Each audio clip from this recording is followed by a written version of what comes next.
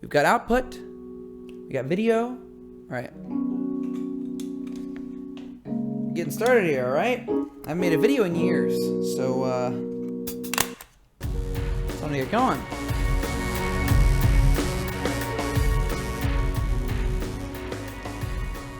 So I've got a problem, and that problem is that I like playing MMOs, and I also like judging the quality of things. I want to be able to say that what I like is better than what other people like, because, you know, that's just, it's fun to me. An issue that I have is that in order to judge an MMO, I have to judge it based off of my experience, and unfortunately, I think I'm not very representative of a lot of people who play MMOs. I prefer playing alone. I prefer playing content that's made for solo players. I prefer story content. I don't do raids. I don't want to go look for a group on a third-party website. If a game requires the next step in my progress to be going to play with other people, that's it. The game's over. I finished it. That's great. But of course, it's a multiplayer game, so you should ask me, like, why should my experience of the solo content be indicative of the quality of a multiplayer game? For a long time, I could barely even really piece out that that was the issue at stake, that I was playing a genre in a way that it wasn't intended to be played. At first, I thought it was just like an issue with an endgame, but I realized, you know, after I educated myself on the ways of video essays and being tediously methodical about enjoying the world, I feel like I actually can tackle the question now. So I'm going to focus on game mechanics and try to identify some problems with the genre. But if it's going to be based off of my experience, I should be a bit more specific about, like, what's my problem with MMOs? It's not that I don't like challenging content, because that could be your first idea. No, I love challenging content. If it's a solo game and I can do it on my own, I will do the most difficult stuff there is. Really, the issue fundamentally is when the challenge or continuing to progress in the game is locked behind playing with other people, that's when I give up. It's over. So is this just personal preference, or are there actual aspects that I can point to, maybe objective game design features of MMOs or particular MMOs that tell us why I feel this way? So to further, you know, describe my personal preferences for MMOs,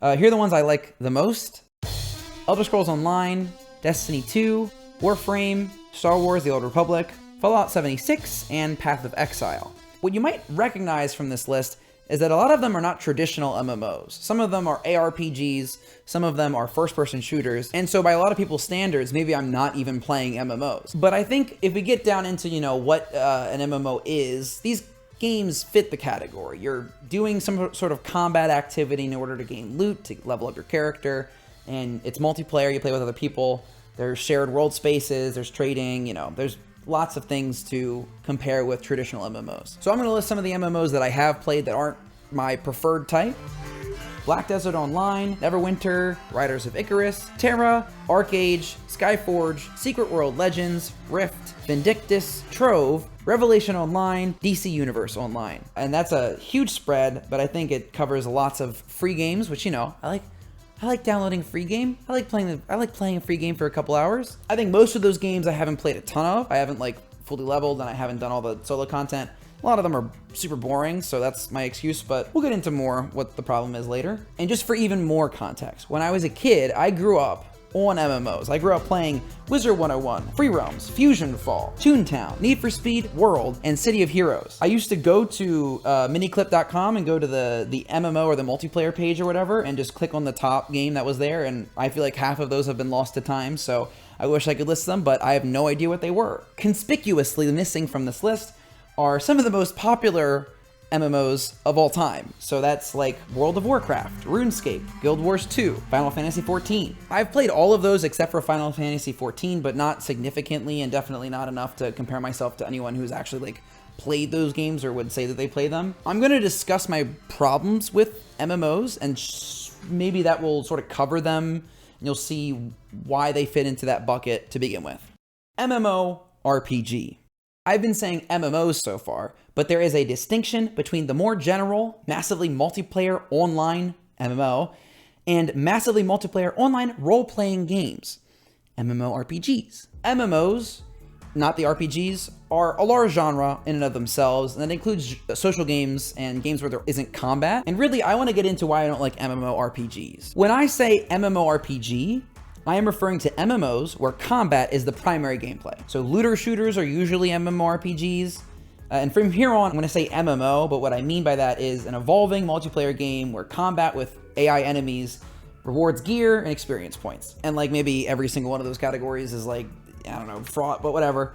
Let's dig into that RPG part of MMORPG now. I love single-player role-playing games for some reasons I'm about to conveniently list. Character creation, combat, progression, storylines, and world immersion. I might play MMOs exclusively for the fact that they are just like free click-to-download RPGs. But anybody who's played MMOs knows that there are some key components of the RPG genre that have to be modified in order to fit into the MMO genre. And I'm going to go into how each of the categories I listed earlier get affected by what you have to do in order to make a game an MMO. First, I kind of want to get into how MMOs present themselves, because you might say that I'm missing the point, but I think if I put forward how MMOs market themselves, you'll sort of see what the issues are with the execution compared to the ideal. So single-player role-playing games are some of the most popular games of all time. You know, Skyrim, you know, Witcher 3, Zelda, you know, it's kind of stupid to list them because you know what I mean.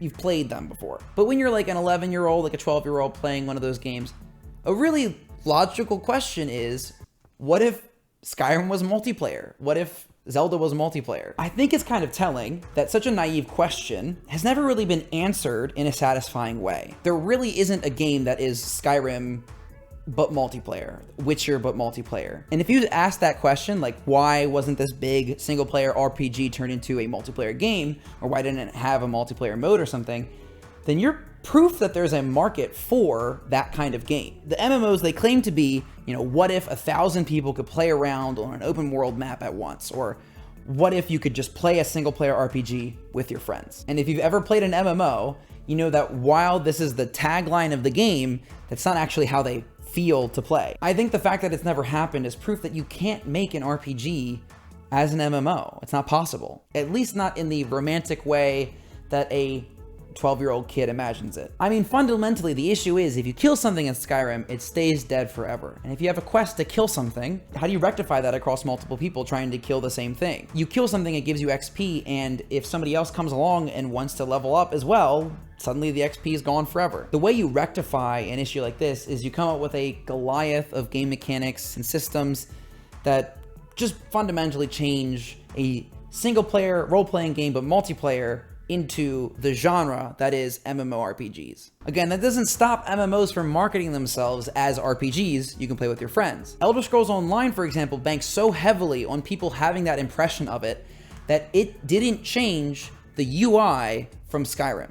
It has the same compass bar, and no Elder Scrolls game has ever taken the same UI elements from the previous one before it. I'm saying all of this because I want to show that what I think MMOs fail worst at are the things that they do in order to become that multiplayer, single-player RPG experience. And furthermore, I think that the way that I play MMOs, playing it like a solo RPG game, is not very far from what developers intend. So I don't think I'm playing it wrong. So I've given sort of the overview now of what things have changed. Now I want to go into how each of those aspects of single-player RPGs change in order to fit into this new, contrived MMO RPG genre. First up is character creation. A lot of role-playing games have you play as a specific character, like Geralt in The Witcher, that you can't change the appearance of. Sometimes you don't even get to change what abilities you start with. But a lot of times you do get to choose the class maybe that you play the game with. And often in games like Dragon Age, you get to choose what your character looks like too. I think the one constant across all MMORPGs is the character creator. Because you are entering a larger world, you get to decide what your character looks like in that world. And in general, your character that you play as is the basis for how you make decisions. This matters most obviously for story, because, you know, if you're playing as a character who goes out of their way to help people in need, that's going to change how you play a single player role-playing game or even an MMO. Really, the character that you play is the perspective with which you get to experience the world and the story. Most MMOs provide like a huge level of character customization, and a lot of them will advertise that on their face. And I really like character creation. I really like customizing a character. It's a feature that really draws me into MMOs. You don't have to worry about whether or not you like how the protagonist looks or sounds or acts because you get to choose that. But beyond appearance, the most important choice you get to make is about your class. This decides how you experience gameplay. And in a lot of single player games, you really don't get to choose a class per se, but you get to specialize in certain things. And in MMOs, you get to choose classes and you get to create new characters with different classes so you can experience the world in a variety of ways. And maybe you could do that in a single player role-playing game too, but in MMOs, they'll often give you stuff like a shared vault that you can carry on some progress between characters so you don't have to worry about starting from, you know, a new save file. Everything I've said so far is positive and it's stuff that I like about MMORPGs. But you know what really doesn't help the character creation process that much? Worrying about how your new character is going to fit into team composition. I mean, I think it's fun to create a party of characters with all kinds of different skills and preferences in something like a D&D game. Because in a game like that, your personalities and your abilities will bounce off of each other in a really fun way. Some of you will be more powerful than others, and that's the point of those characters. But when you're playing an MMO, you're almost never creating a character alongside your friends. You're gonna create it probably on your own, they'll create it on their own, and when you're doing that, you're probably just going to pick the playstyle that you think you're gonna like best. And I mean, I never play with anybody else, so I know that sort of limits the kinds of classes that I can pick. I'm not gonna choose a healer class because I need to be able to tank enough damage to survive on my own long enough. But in a lot of games, the single player stuff is all just kind of fodder anyway, so I would rather just get through it as fast as possible, maybe just so I can get to the real story stuff. And that means I need to play a damage character. And if you know that you're playing with other people, suddenly, like, you know, playing a healer makes sense. But I don't really want to have to be creating a character in this world based off of what other people might potentially choose to play. So you're playing an MMO and you might feel like you have a lot of options, but as a solo player, these get whittled down until you sort of only have one or two classes to pick from. Next up is combat.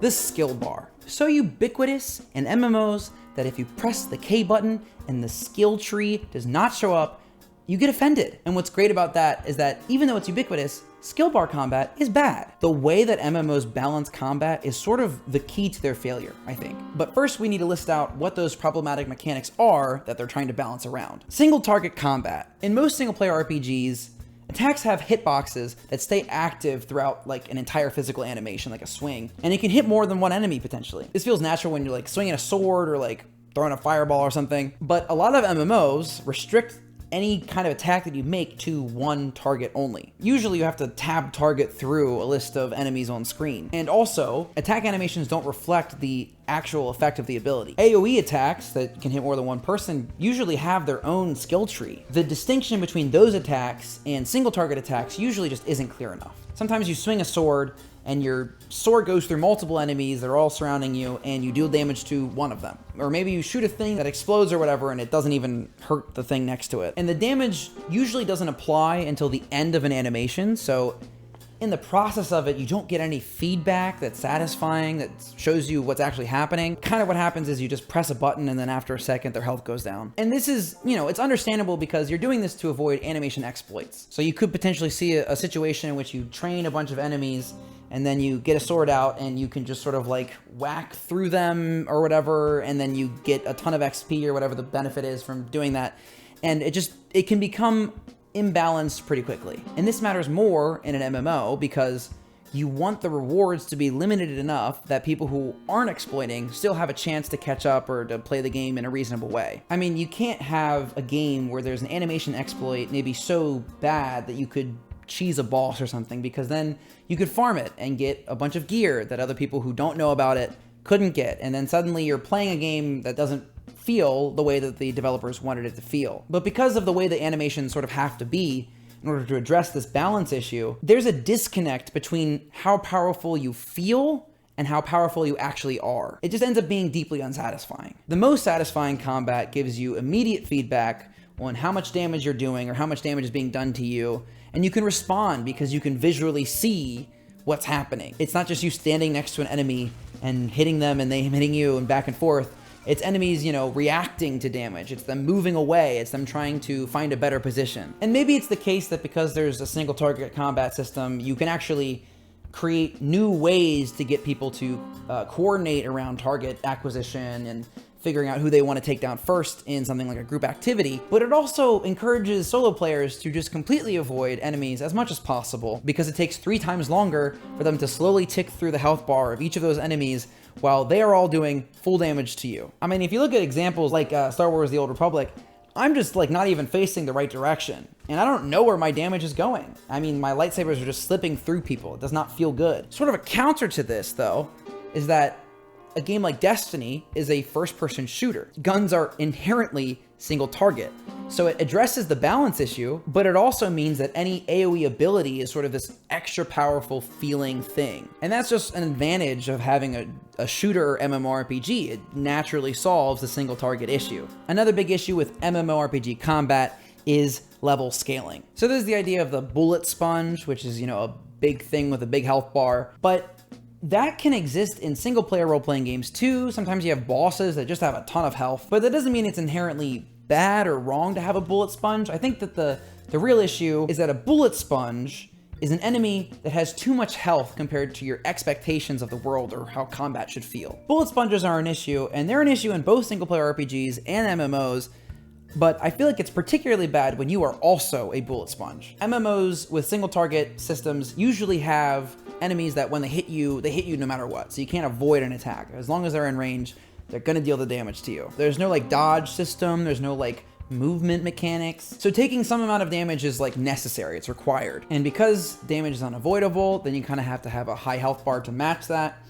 And that sort of means the mechanical skill doesn't really matter that much. It becomes less important than just having good gear that can increase your health and your damage output. And this becomes particularly egregious at higher levels because most developers just increase the difficulty of their game by increasing enemies' health and their damage. This doesn't make it more difficult. It just makes it more tedious to get through enemies with larger and larger health bars, or makes gear the determining factor of whether or not you can even like finish an encounter. But this isn't everything, because you know, you have a skill bar and you normally rotate through skills that buff your damage or your health or something like that. So then getting better at the game requires you to have a better skill rotation, which means the order in which you press buttons on the skill bar. And rotations are set up so that you just get the best amount of buffs, best amount of debuffs in the most numerically advantageous way. And it means all of the flashing animations are sort of just in the way of you being able to deal more damage. And you actually need to minimize those timers as much as possible. And maybe that's the skill, but that just feels weird. Now you're trying to get around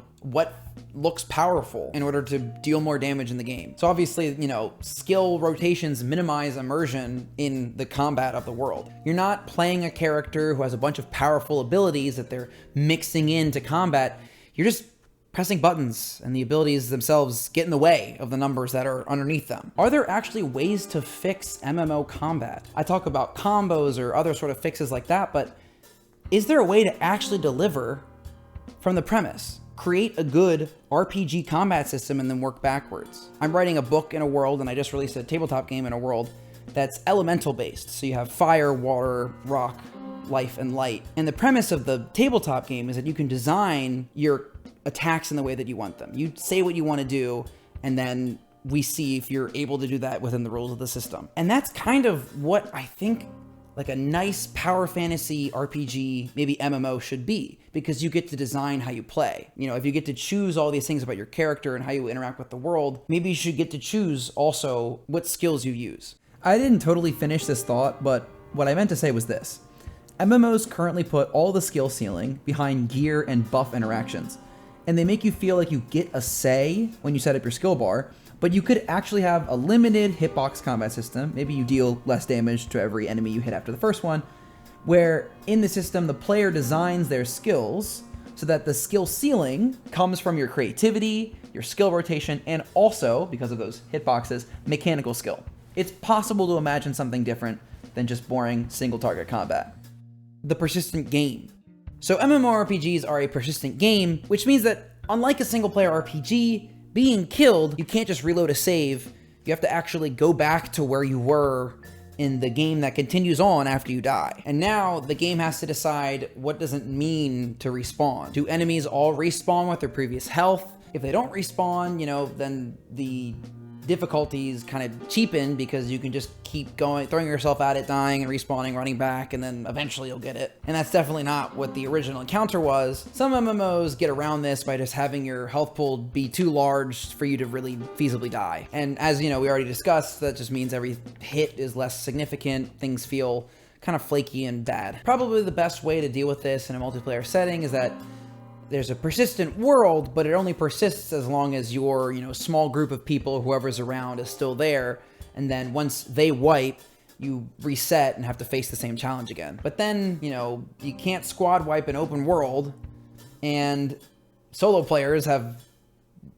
What do solo players do? 2 players attacking the same enemy. Whenever you have a quest in a role-playing game where you have to kill enemies, and in role-playing games that's very common, it becomes very easy to create frustration, especially for a solo player who's competing with other players in a multiplayer world. The way you might address this is, like, you know, every kill that your party gets contributes to you, but then if you're not there, then it feels like you didn't really contribute. And if 2 players attacking the same enemy sort of blanket get the same credit, then, you know, I can run up at the very end of a boss encounter in the middle of an open world and do 1 hit of damage at a much lower level than I should be or something and get all of the rewards. But I didn't actually experience that encounter. And also, if you both get the same reward, that duplicates, you know, the power that's earned from it. So bosses like that can't be common. They have to be sort of limited to things like raids or dungeons where it's a match-made experience. You can't actually experience that as an open world because then, you know, it breaks down the balance. And let's say it takes time for enemies to respawn in your game, and I have a quest to kill a boss or something, and somebody kills it right before I get there. How long does it take to respawn? How long do I have to wait before I get to do it myself? Because you can't just automatically respawn if a new player enters, because then you can get another loot farm. And let's say there are rare rewards that get dropped from an encounter, so can only 1 player collect them? Because then suddenly you've got competition, and that's not about, you know, how good you are at the game, it's just who gets to the pile on the ground first. And if loot isn't shared across game instances, then that might not feel good either, because now somebody gets one thing and somebody else gets a different thing, and their thing is better than their thing, and they did the same, you know, amount of work or something. It's going to feel like you're playing alone in parallel with other people. And if everybody has to collect the reward individually, then, you know, you have to wait around for everybody to get it before you get to move on, and you don't want to leave anybody behind. And people might take too long because they want to be able to get the loot too. Let's say it's like a chest or something that takes some difficulty to get to. You have to wait for them to get there, and you have to sort of like, because it just kind of sucks. But overall, for MMO combat, I might just not really be the intended audience, because I don't like abstracted math games. I like to actually hit something and feel like I hit something. There's a measurable disconnect between the animation and the information. And that's an issue with immersion. That's going to throw people out of an experience, even if they're more okay with math games than me. I think it's more than just your acceptance of how you can just abstract some dice rolls. At some point, it just makes every MMORPG into a coat of generic fantasy and bright color paint that covers over an idle clicker. And, you know, technically there is some skill associated with idle clicker games, because, you know, you have to click on the things at the right times, and that's the same thing as a skill rotation. But to be clear, I mean, the best combat in MMORPGs, it's looter shooters. There's usually a variety of viable methods to approach any encounter. You have the single target combat built in. A lot of them are first-person shooters, so you can have movement mechanics and there's verticality to play with. And because in shooters, you have like this meta structure of needing cover to facilitate, you know, recovery periods, combat naturally feels tense. And even if gear is a barrier to making it to higher level enemies, you still have the natural skill barrier of needing to aim well and positioning and, you know, engaging enemies properly. There are some traditional MMOs that have like combo-based skills or attack animations with, you know, a damage hitboxes and staggered animation lengths, and they definitely feel better than some of the worst offenders of single target combat. But most MMOs sacrifice the, you know, the better features for how to balance their game easiest, because anybody can tell you that progression is usually what keeps people playing. Progression.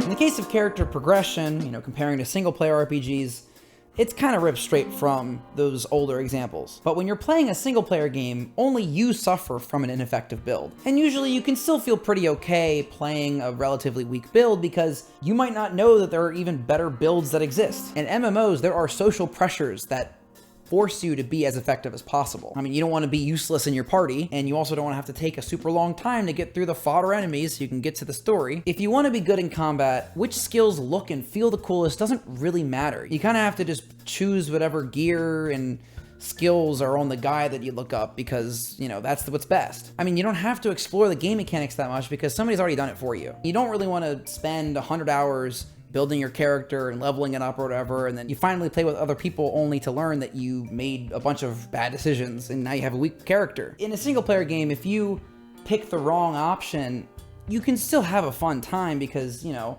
maybe it's just a harder difficulty game now and you get to still, you know, experience cool action combat mechanics. I've already mentioned that you, as a solo player, get funneled into only picking the options that maximize your DPS and, you know, keep you alive for long enough to get through as many encounters as fast as possible. And that means that usually there are only a couple of stats you have to worry about. And that means that progression is you finding the few items or, you know, skills or whatever that maximize that path. It's very narrow in a lot of games. And usually because it's an MMO, the way that you get this very narrow set of items is by farming the same activity over and over again. And sometimes you might even have to do it with other people, and that sucks. Playing with or without people, it's still going to be a repetitive loop, just so you get a, you know, 1 in 5 drop that you get a 1% higher increase in crit chance or something. There's also other forms of progression in RPGs, like in a single player RPG, like with an open world, there's map progression. You get to explore, and it often feels really good to 100%, you know, a map. Monkey brain like when bar go up. In MMOs, there are a ton of tangential or repeatable quests, so that there's not really a way to 100% an area. And exploration usually isn't very well motivated. If you are going to do something like that, it's like kill 1,000 silver wolves, so you get silver wolf medallion that completes this area of the map or something, and it's just, it doesn't even give you a good reward. Regardless, what's actually interesting about them is that usually that kind of map activity is exclusively a solo activity, and it doesn't get sped up if you have other people playing with you. World immersion. In an RPG, the atmosphere, the maps, the storytelling, and the mechanics should work together to create a feeling that you're in a different world. MMOs have this unique feature that other people have to factor into that world as well. In some single player games, you know, you're the only character who's doing anything. You're carrying barrels of wheat from one farm to another, and suddenly the whole world feels like it would fall apart if you weren't doing every single quest. But luckily, in an MMO, you aren't the only one solving some world chaotic, you know, apocalyptic thing.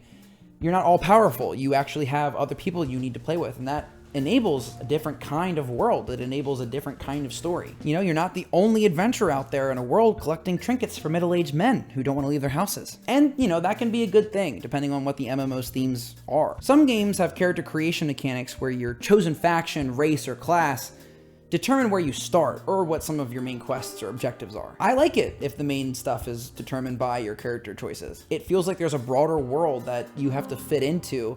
You don't cover the entire world at once. But if you're playing with other people, you don't actually get to choose this. The world you play in is whatever the other people you're playing with want to play in. If you're the first person who buys the game, you get to choose it first. And I'm not really going to get into how other players can break your immersion if they're jumping up and down or screaming in all chat or something like that. You know you're in a multiplayer game, it comes with the territory. I will say there are games that do the multiplayer thing better than others. So for example, The Division, which is, you know, dubiously an MMO, when players enter the online space, they are a threat and they change the way that you interact with the world. Storylines. So this is the big one because I like stories. RPGs are frequently sold on the quality of their stories. You know, think of something like Fallout or Witcher, and if you're thinking CRPGs, maybe Disco Elysium or Baldur's Gate 3 or something. What you'll notice about those games with the best stories is that you are either provided a character whose personality creates interesting dynamics inside the story, or the personality of the character that you choose to develop through your decisions create those dynamics. So this brings up some of the conflicts for the MMO. You created your own character, so you either need to create a story that's generic enough that most people's preferences will, you know, match the character's actions, or you get to choose, you know, in accordance to your own personal personality or the character you're playing as, I guess. In a generic story, I mean, you're gonna get a chosen one person saves the whole world story, because who wouldn't do that? And the second one, there are actually some issues with executing a choice-oriented story in an MMO. If you could choose something that actually changes the trajectory of the world or the story significantly, then you wouldn't really be able to play alongside other people who chose different options. This gets remedied if you just have all the decisions lead to the same direction. And, while that might be a way out, it doesn't have to be undercutting the significance of the events. Star Wars: The Old Republic and Elder Scrolls Online both have significant choices that make you feel something, but still keep you on the same sort of railroad tracks. To pull back for a second and to think about the structure of how a story is told, in single-player RPGs, these stories are bounded to the meta construction of quest. These are quests, a quest line. And the same quest structure is used in MMOs as well. But it starts to break down because you do quests on your own.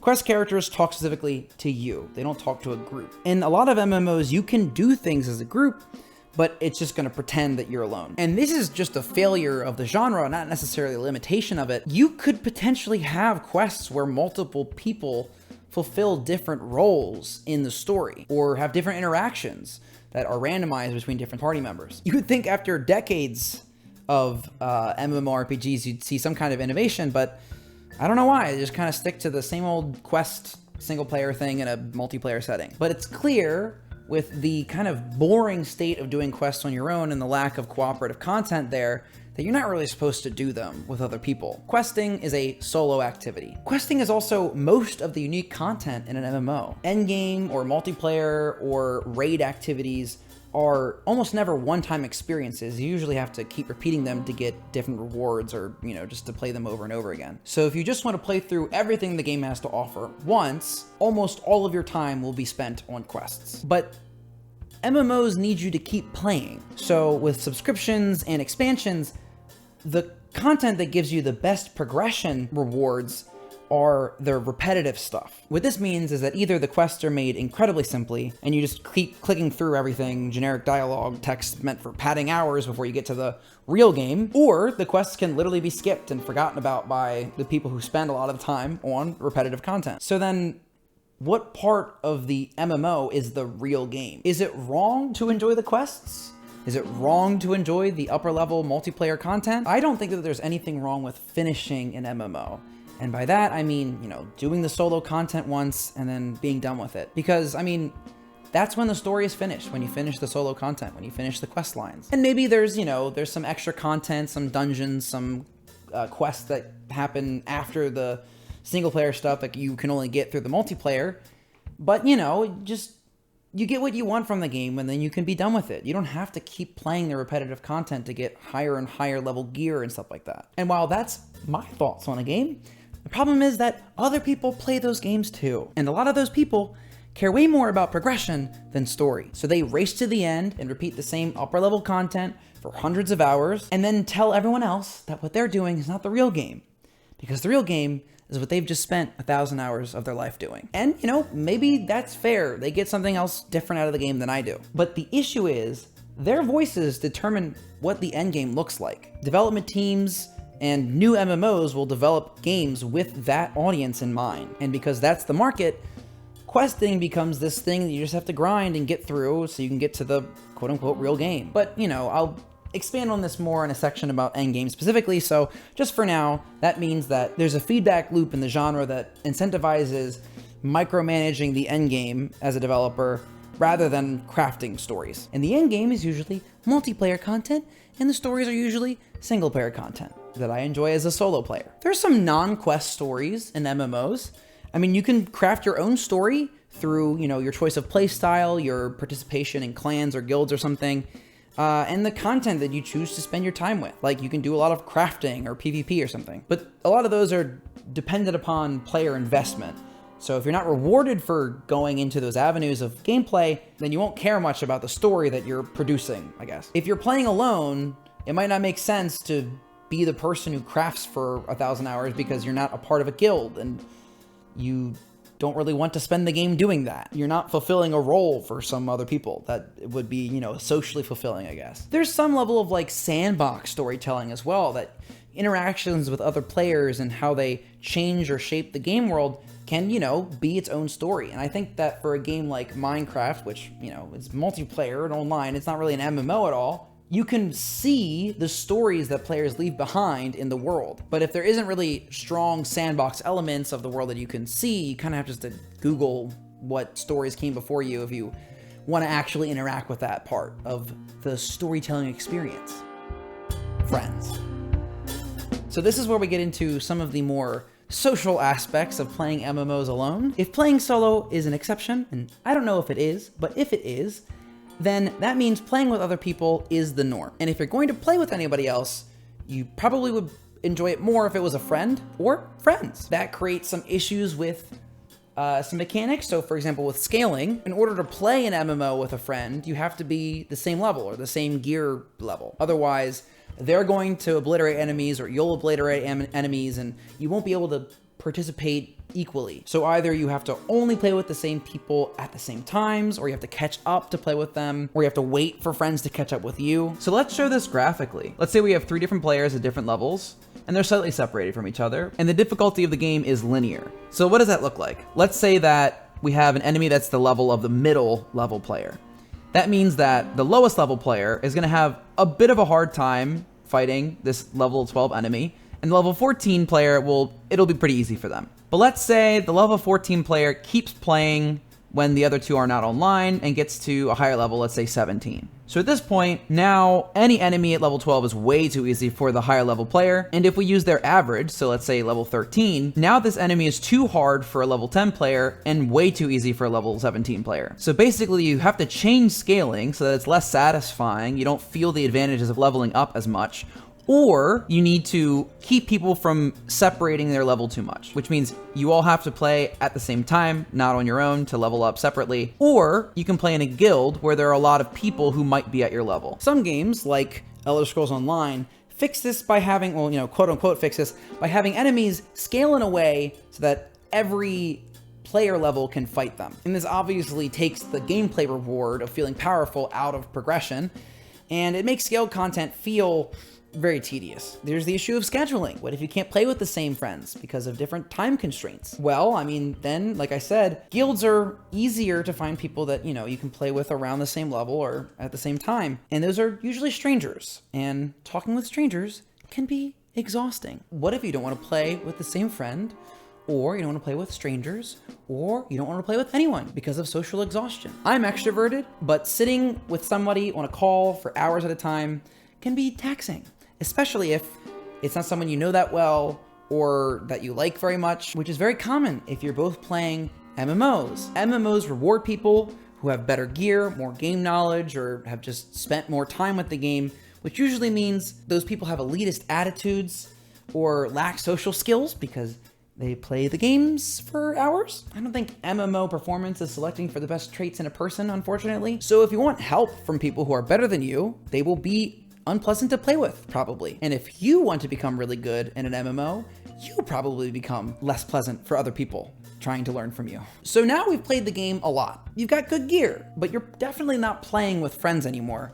Just because, they have their own lives, they're probably further behind you or, don't have the same schedules as you. But maybe you've made friends in the guild that you joined. But those people are unlikely to follow you to other games or other activities or, things in the real world. So now you're stuck spending hundreds of hours playing a game with people that you're never really going to want to consider real friends. But I thought the point of MMOs was that you're playing a single player RPG with your friends. That's what they told me, at least. And really all of this means that if a game requires that I have to talk to other people, I'm just not going to play it. And if I absolutely need to do it, I'm going to ask somebody that I know closely. But of course, very few of my friends are playing the same games as me or the same MMOs. If I want to progress, I'm going to have to look online. And as we've established already, there's no way I'm doing that. So now you've reached the game's max level or near it or something, and you did that by either questing and experiencing all the game's content or farming something mindlessly for hours. But either way, now you get to think about the repetitive content that will fill out the remainder of your gameplay hours with either PvP or dungeons or raids or something like that. The reason I consider PvP to be an endgame mode is that a lot of games will let you take your gear that you've earned in single player into the PvP.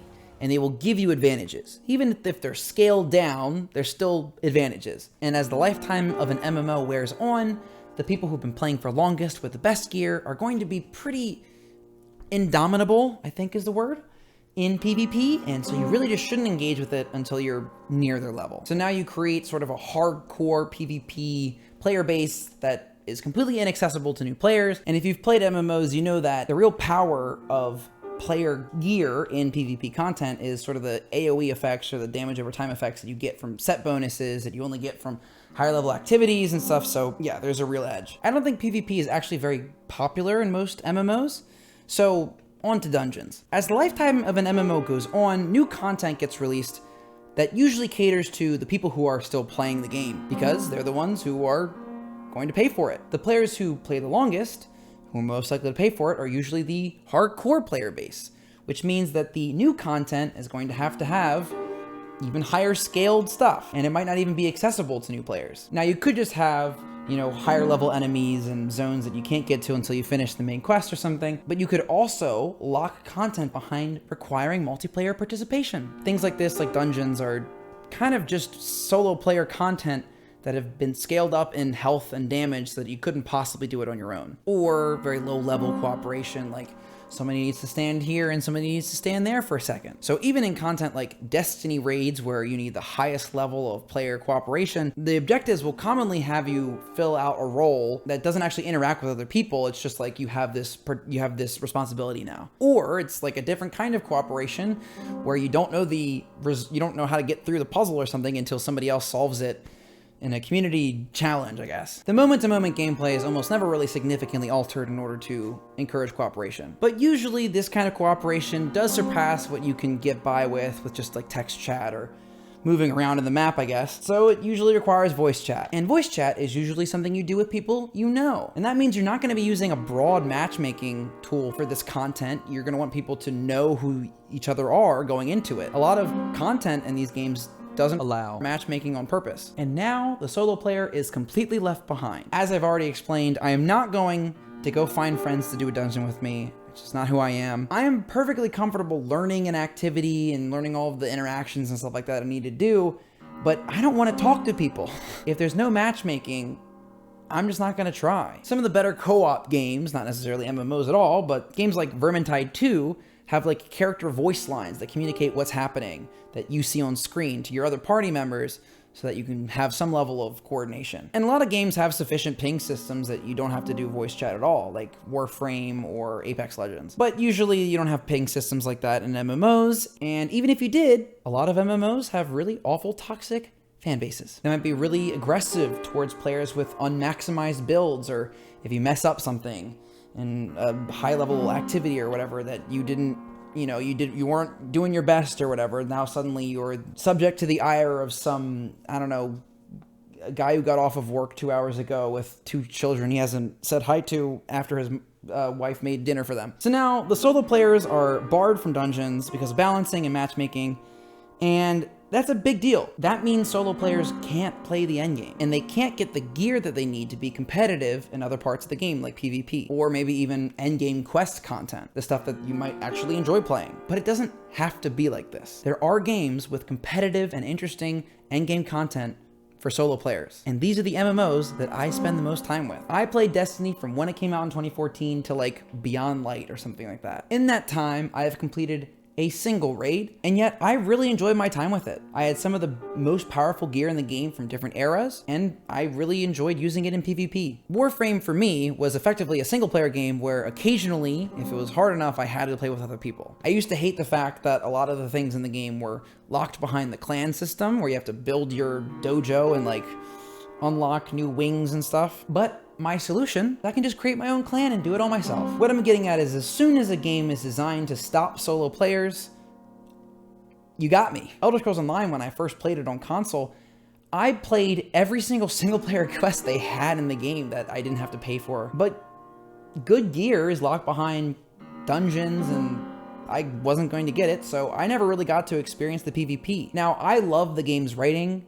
and I'm not upset with how I got to spend my time with it.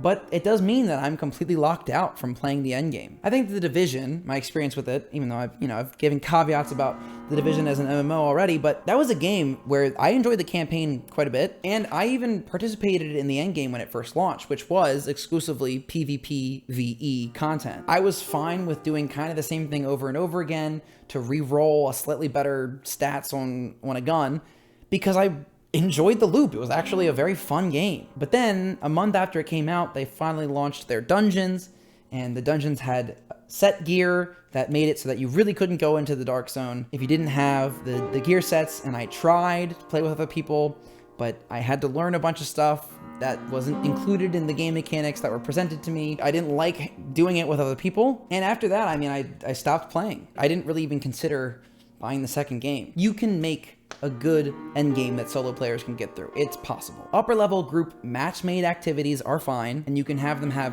clear objectives for each player, and you can give good rewards for doing well in PvP and match-made PvP. You could do soloable dungeons that are really hard to do alone, but are possible if you join the game alone or something. There's like a variation of it that's solo only. You can even have quests that require high mechanical skill, and this can all be difficult and rewarding.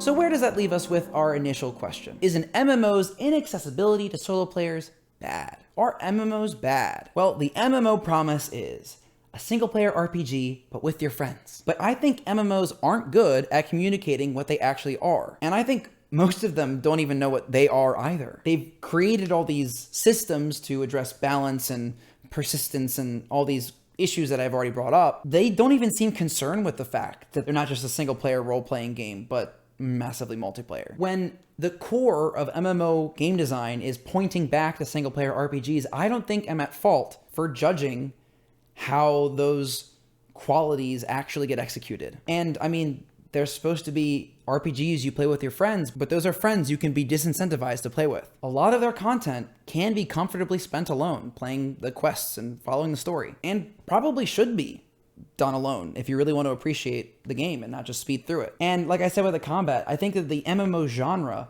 creates mechanics that turn an action-packed experience into an idle clicker game. The preferences of people who play the game as intended, I guess, become the focal voices of the game's community, because they are the ones who pay and who play. Even if they are not the players who enjoyed the bulk of the content the developers made. This means that awful, bland games like Terra can continue on chugging for years and years, and kind of wacky, fun game experiences like The Division perish in the public world of people saying that enjoying quests in Elder Scrolls Online isn't actually enjoying Elder Scrolls Online at all. I think the developers who have that tagline, the single-player role-playing game as a multiplayer game, as a game you can play with your friends, they have good intentions and high ambitions, but the problem is, in order to execute that idea, you have to pile solutions and fixes and patches and balances and mechanics on top of each other until you have an MMO. But I still like MMOs. I spend the 2,000 hours that other people have spent playing CSGO or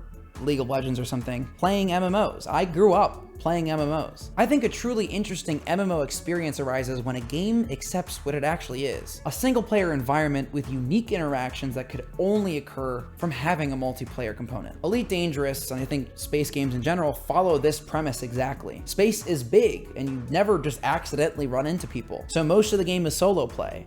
But some of the biggest moments are these big group activities where the story is told in crucial moments of 100, 200 people in the same area. There are huge expeditions and battles with hundreds of people being involved in them. Elder Scrolls Online provides single-player quests that can be very strong. I've been genuinely touched by a lot of the moments, and the characters are really fun at times. And if I ever actually want to play PvP, I can on a grand, huge open battlefield. And you can play it because your contribution is kind of small in the grand scheme of PvP in that game. Warframe's best moments are the meticulously crafted single-player story experiences. You can almost completely play it alone, but there are plenty of cool objectives that you can only complete by playing with other people too. I've praised Destiny enough here, but while I think that there are still some issues with its PvP and raid stuff, all those games understand how their players are going to play them.